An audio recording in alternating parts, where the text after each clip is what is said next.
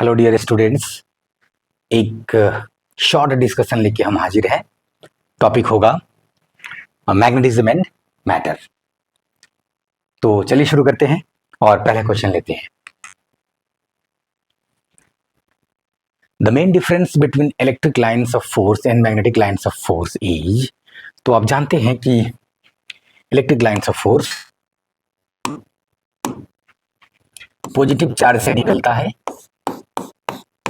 और negative charge पे आके एक जगह समाप्त होता है, ठीक है।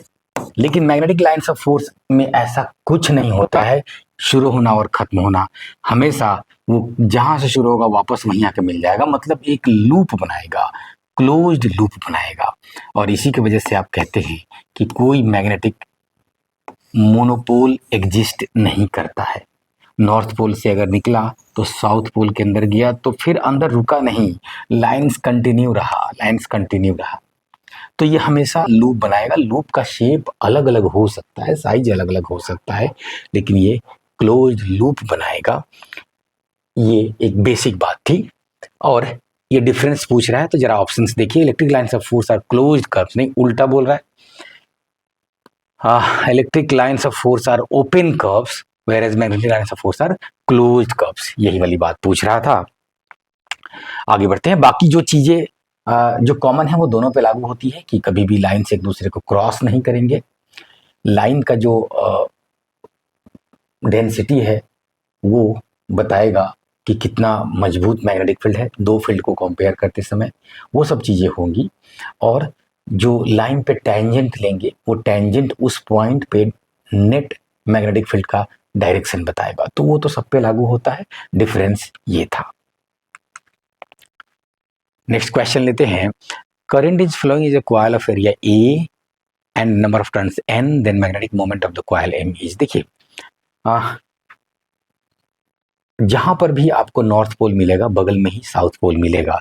तो अगर कोई लूप है जिसमें करंट फ्लो कर रहा है तो आप कहेंगे कि इधर से देखा तो मुझे नॉर्थ पोल दिखा, तो जो पीछे से देखेगा उसको वो साउथ दिखेगा वहीं पे।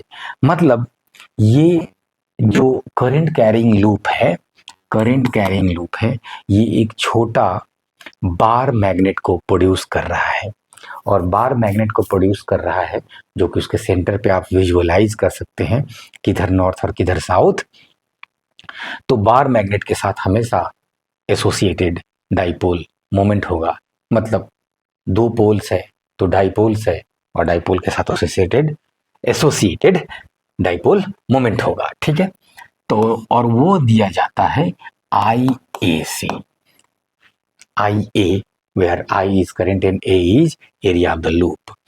अब ये जो टॉर्क है ये इतना कमजोर होगा, ये जो फील्ड है इसका इतना कमजोर होगा मैग्नेटिक फील्ड कि अगर इससे हम कोई काम लेना चाहते हैं, फॉर एग्जांपल रोटेशन कराना चाहते हैं मोटर का या किसी भी चीज का, तो मैग्नेटिक फील्ड जो है ना वो इलेक्ट्रिक फील्ड के सामने आमतौर पे बहुत कमजोर होता है।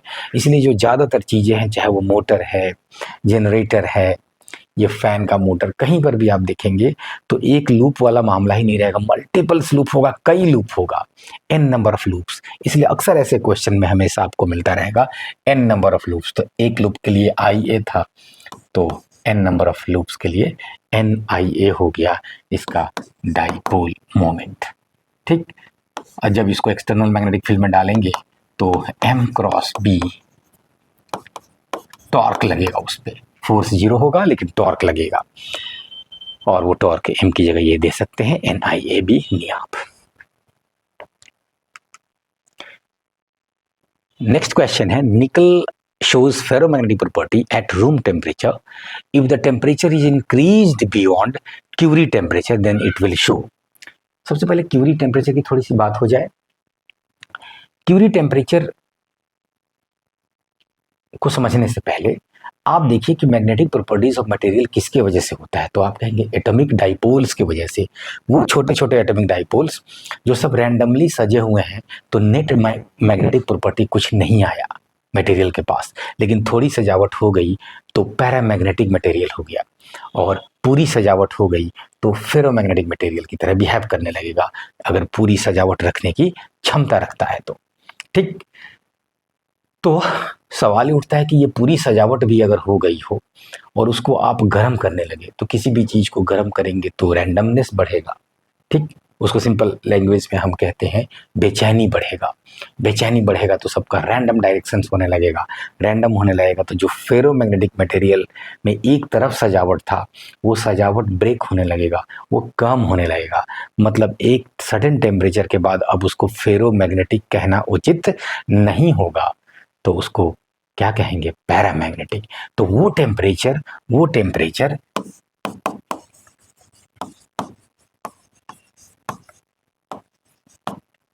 टेम्परेचर जिसके ऊपर चले गए, अगर जिसके ऊपर चले गए तो ये पैरामैग्नेटिक हो जाएगा।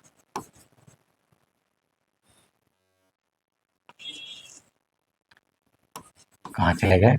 ऊपर चले गए तो, और फिर से कम किए तो फिर से फेरोमैग्नेटिक हो जाएगा। तो इस टेम्परेचर को कहते हैं क्यूरी टेम्परेचर। क्यूरी टेम्परेचर, ठीक है।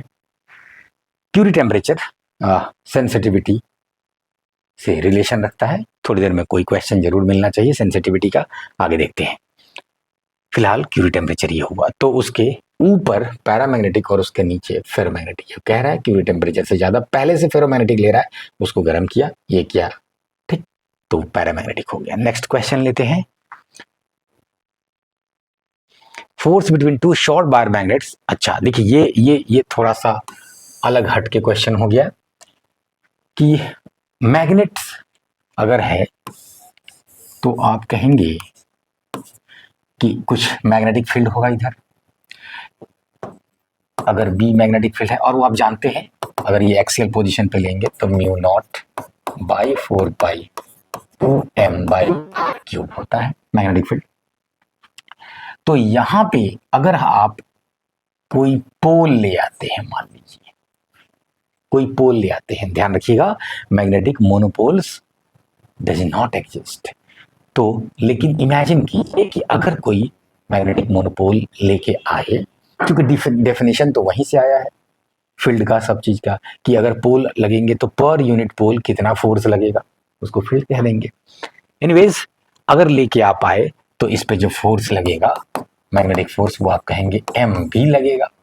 और ये आप देख सकते हैं एम तो पोल स्ट्रेंथ है, बी आर के आर क्यूब के इनवर्सली प्रोपोर्शनल है।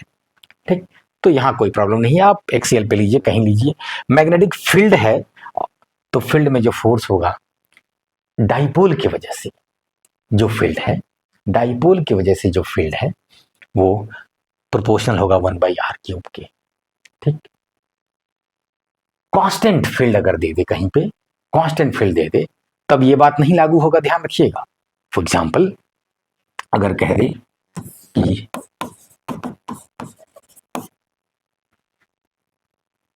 जैसे चार्ज की वजह से फील्ड है वैसे एक पोल की वजह से फील्ड होगा, तो फिर वो mu not by 4 pi m by r square आ जाएगा। क्योंकि आप जानते हैं ये सब चीजें कौन सा लॉ फॉलो करती है? Inverse square law. तो एक का था तो वो सब कुछ वैसे ही होने जा रहा है जो वहां है, लेकिन यहाँ जब दो साथ में आ गया तो कमजोर पड़ जाएगा दूरी बढ़ने के साथ, क्योंकि एक खींच रहा होगा एक धकेल रहा होगा। तो यहाँ आर क्यूब आने लगता है, नीचे में एक पावर बढ़ जाता है। ठीक, तो ये बातें थी कि अगर आप किसी पोल की वजह से फील्ड लिए तब मैग्नेटिक फील्ड ऐसा, और किसी डाइपोल की वजह से फील्ड लिए तब मैग्नेटिक फील्ड ऐसा। और फोर्स तो हमेशा एक नया पोल लाएंगे उससे मल्टीप्लाई कर देंगे वो फोर्स हो जाएगा। यानी तो आप हमेशा बता सकते हैं कि ये किसके प्रोपोर्शनल है। लेकिन इस क्वेश्चन में थोड़ा सा अलग कह रहा है, दोनों को डाइपोल ले लिया, मतलब दोनों को मैग्नेट ले लिया। मान लीजिए ऐसा लिया, आप कैसे भी ले, नॉर्थ साउथ कहीं रखे उससे कोई मतलब नहीं है। तो इनके बीच जो फोर्स होता है, इनके बीच जो फोर्स होता है वो और जल्दी से कम होने लगेगा, क्योंकि दोनों के पास दोनों पोल है। ठीक है, तो ये एक पावर और कम हो जाता है। तो दो मैग्नेट के बीच की बात आएगी तो ये वाला थोड़ा ध्यान रखिएगा। बाकी सब जगह का तो पूरे चैप्टर में आप पढ़ते रहते हैं। ध्यान रखिएगा, डाइपोल में दोनों पोल के बीच की जो दूरी होगी वो in comparison to R negligible होगा। आर की साइज ठीक ठाक होनी चाहिए, ये ध्यान रखने वाली बात है। ये नहीं कि आप बस जस्ट बगल में ले लिए और ये इनका जो अपना डिस्टेंस है वो सिग्निफिकेंट हो जाए, तब नहीं, वो आपसे पूछेगा नहीं, खाली आपको आना चाहिए आइडिया, यहाँ पे ध्यान रखेंगे। तो 2 बार मैग्नेट के बीच R4 है, तो देख लीजिए पहले 8 न्यूटन है और दूरी को कर रहा है 2 गुना, दूरी को करेगा 2 गुना तो 2 दूना 4 दूना 8 दूना 16, 16 टाइम्स कम हो जाएगा फोर्स, तो 8/16 0.5। अब magnet of pole strength M and magnetic moment capital M, हाँ ठीक है, इस cut into 2 pieces along the axis. देखिए मैग्नेट को कट करना सीख लीजिए, यहाँ पे प्लस M तो minus M, pole strength, pole strength. तो जो फील्ड लाइंस है, फील्ड लाइंस है,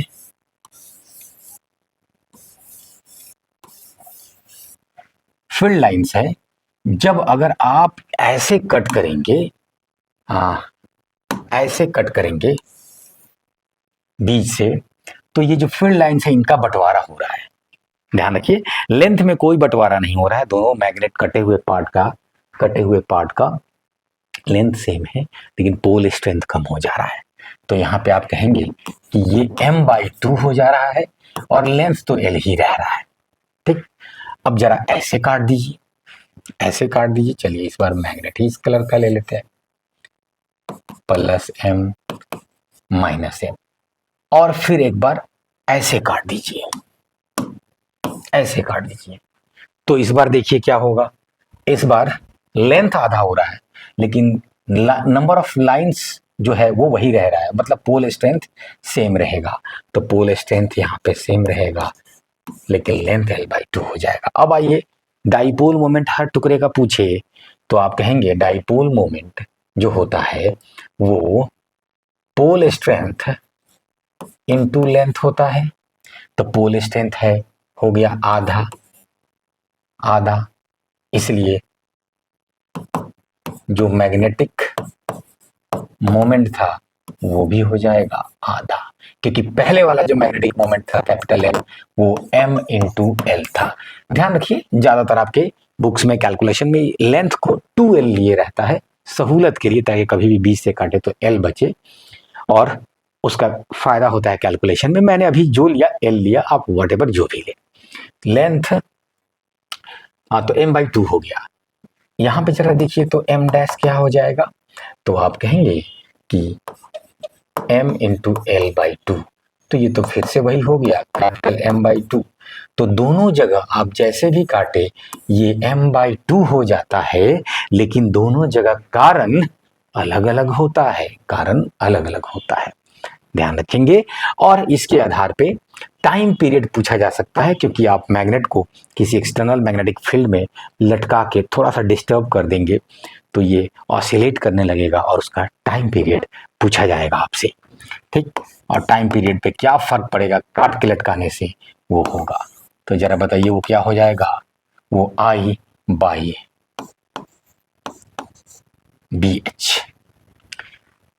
हाँ क्या लिखा मैंने, BH लिख दिया।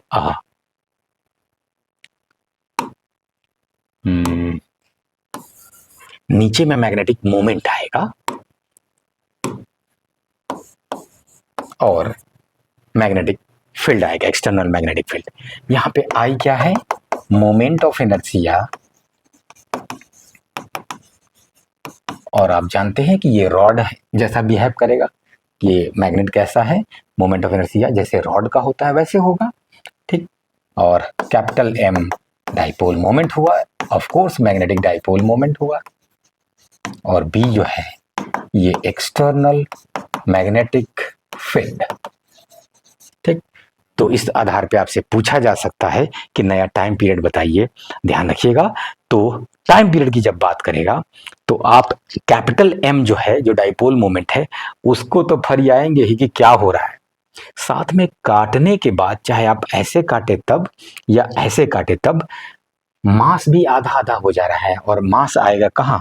मोमेंट ऑफ इनर्शिया में। तो मोमेंट ऑफ इनर्शिया अगर वो कैपिटल मास आधा हो रहा है तो वो भी आधा हो जाएगा, क्योंकि वो m समथिंग स्क्वायर होगा हमेशा। ठीक, तो वहां भी ध्यान रखना होगा आपको, क्योंकि काटने के बाद मास का भी बंटवारा हो रहा है। नेक्स्ट क्वेश्चन लेते हैं। बार मैग्नेट है, मैग्नेटिक इतना फिर मैग्नेटिक, अच्छा एक बार ऐसे काटा एक बार वैसे काटा। नेक्स्ट क्वेश्चन में चलते हैं आगे में। Super conductor exhibits perfect diamagnetism. ये बात इंपॉर्टेंट लाइन है फिजिक्स का कि super conductor exhibit perfect diamagnetism. कैसे? तो जरा देखिएगा। सुपर कंडक्टर पहले कहते किसको है? तो आप कहेंगे जिसका रेसिस्टेंस जीरो होता है। रेसिस्टेंस जीरो होता है मतलब रेसिस्टिविटी भी जीरो होता है। तो टेम्परेचर के साथ अगर रेसिस्टिविटी का इनका हम ग्राफ लेते हैं तो एक सर्टेन टेम्परेचर पे अचानक जीरो हो जाता है। ठीक है, जिसको क्रिटिकल टेम्परेचर कह देंगे।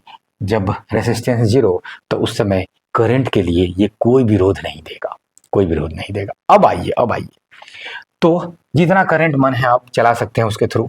अब आइए मटेरियल कोई लीजिए, मान लीजिए कि ये प्लेट लिए आप, सुपर कंडक्टर का।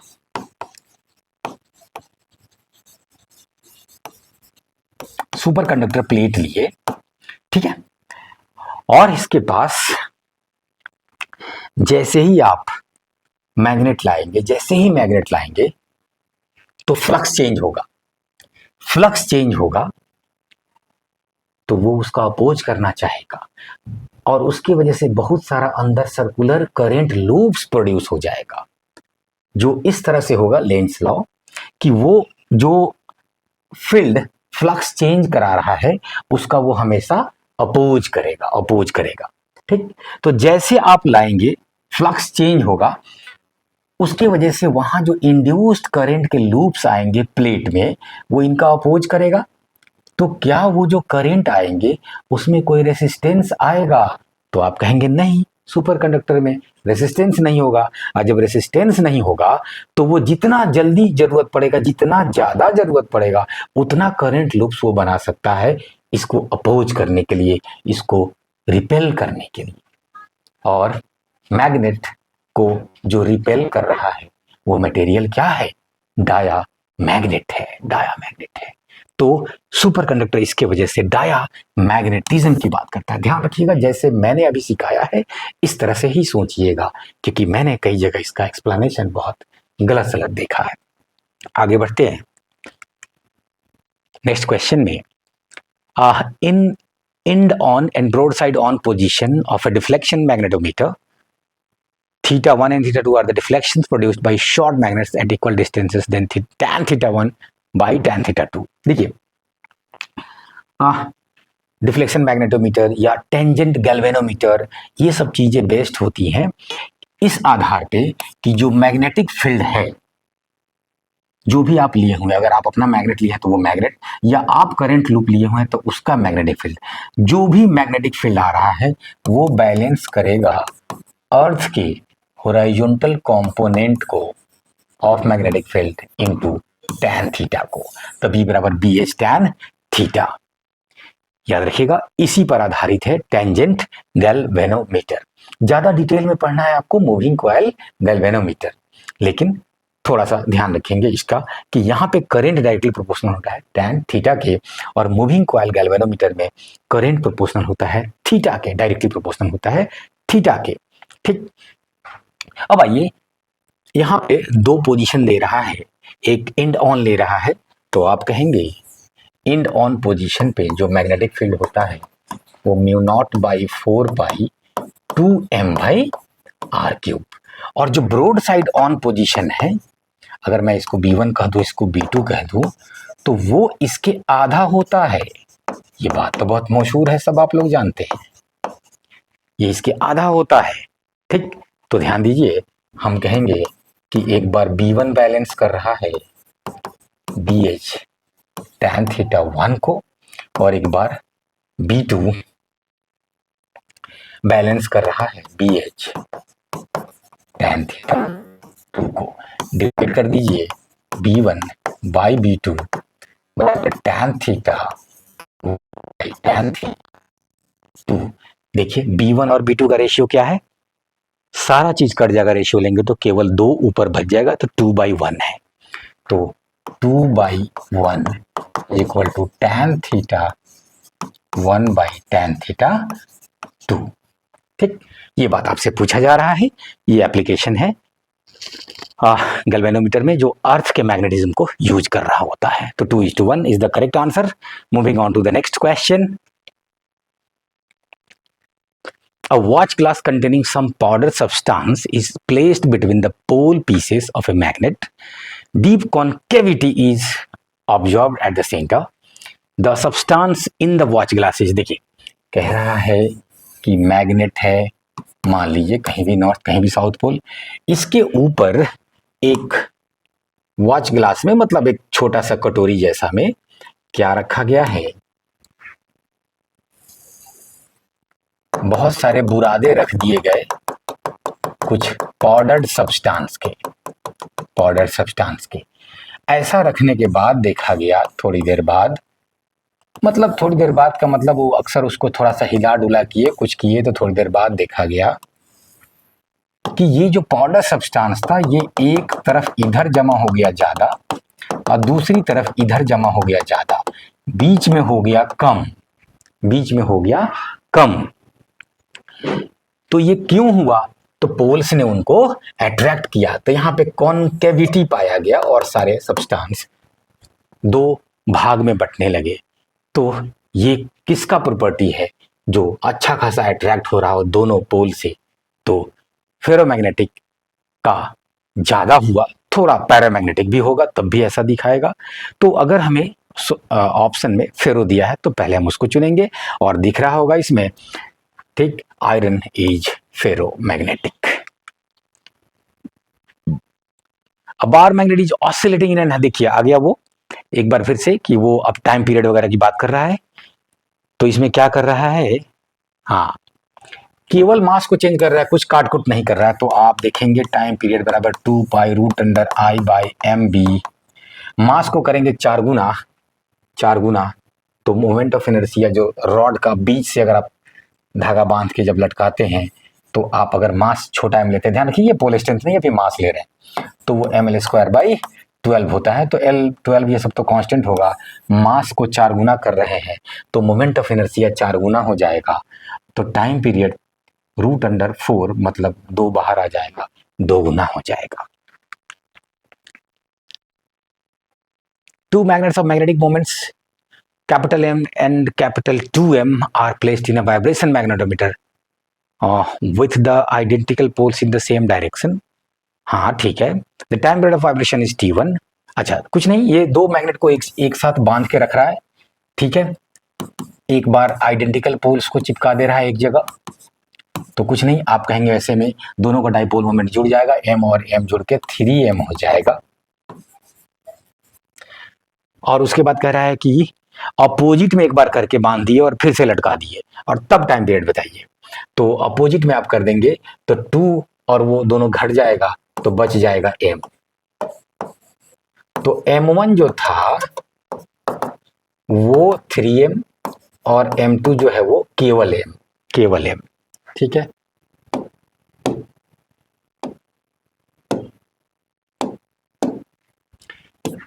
तो आपने देखा कि M1 जो हो जाएगा वो दोनों जुड़ जाएगा 3M, और M2 जो होगा वो घट जाएगा तो सिर्फ M बच जाएगा। तो बोलिए जो T1 होगा वो 2π√I/3MB, और T2 जो होगा वो 2π√I दोनों में सेम रहेगा, ध्यान दीजिए, क्योंकि मैकेनिक्स के हिसाब से दोनों सेम बॉडी है, आप जैसे बांधिए, ठीक है। MB, तो आप देख सकते हैं दोनों को डिवाइड कीजिए, T1/T2 इज इक्वल टू, सब कट जाएगा, नीचे में √3 बच जाएगा, देखिए बाकी सब कट जाएगा, तो 1/√3। आपने प्रॉपर रेशियो ही निकाल लिया, ये सिर्फ को पूछ रहा है कौन बड़ा है, तो √3 बड़ा है दिख रहा होगा, तो T2 बड़ा है। The magnetic materials having negative magnetic susceptibility are, देखिए ये जो डाइपोल्स है मटेरियल के अंदर मैग्नेटिक, अब एटॉमिक डाइपोल्स की मैं बात कर रहा हूं, वो सजने की बात थोड़ी देर पहले हो रही थी, तो ये कितना सजता है मटेरियल का सेंसिटिविटी कहलाता है, सेंसिटिविटी कहलाता है। ठीक है, तो मैथमेटिकल एक्सप्रेशन में अगर हम एक्सटर्नल फील्ड दे रखे हैं तो अंदर वाला फील्ड बढ़ेगा कि घटेगा, तो पैरामैग्नेटिक और फेरोमैग्नेटिक दोनों सज जाता है तो अंदर में फील्ड का अमाउंट बढ़ जाएगा, मैग्नीट्यूड बढ़ जाएगा, जो एक्सटर्नल फील्ड में मैंने मटेरियल को डाला है। तो ये बढ़ गया मतलब सेंसिटिविटी उसका पॉजिटिव है, और डायमैग्नेटिक में घट जाएगा क्योंकि वो रिपेल होता है, इसलिए उसकी सेंसिटिविटी नेगेटिव है। एनीवेज, जो बी अंदर में नेट होगा वो mu not I plus H से डिफाइन होता है। आई क्या है यहाँ पे? मैग्नेटाइजेशन वेक्टर है। मैग्नेटाइजेशन वेक्टर किसी दिन फिर और डिटेल में बात करेंगे, टॉपिक वाइज अभी ध्यान रखिए। मैग्नेटाइजेशन वेक्टर जो है ये dipole moment per unit volume है। अब आइए कि कितना डाइपोल सजेगा, डाइपोल मोमेंट कितना बनेगा, तो खुद वो ये बाहरी जो फील्ड लगा है मैग्नेटिक इंटेंसिटी वेक्टर कहते हैं, इसको ध्यान रखिएगा, मैग्नेटिक इंटेंसिटी वेक्टर और ये मैग्नेटाइजेशन वेक्टर, ये बाहर वाले फील्ड को रिप्रेजेंट करता है और ये अंदर में डाइपोल के सजने को रिप्रेजेंट करता है। तो कितना सजेगा तो वो कितना सेंसिटिव होगा, उसकी ससेप्टिबिलिटी जीटा, ये जो सिंबल है ये जीटा है, और ये खुद प्रोपोर्शनल होगा, बाहर का फील्ड जितना मजबूत होगा उतना सज जाएगा। ठीक, और प्लस एच को बाहर ले लेंगे, 1 प्लस जीटा अंदर बच जाएगा। यहाँ पे जीटा क्या है? सेंसिटिविटी है। तो और बी क्या है? अंदर का नेट फील्ड है, नेट फील्ड है। तो अगर सेंसिटिविटी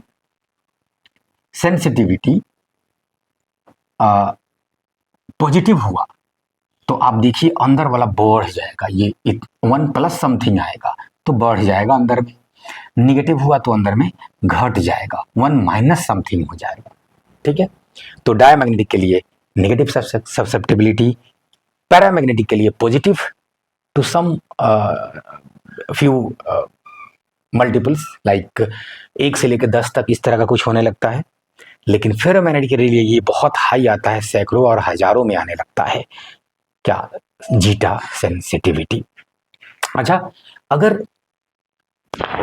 वैक्यूम ले ले तो वैक्यूम में मटेरियल ही नहीं है, और जब मटेरियल ही नहीं है तो ससेप्टिबिलिटी कथी के, तो ये सीधे जीरो हो जाएगा।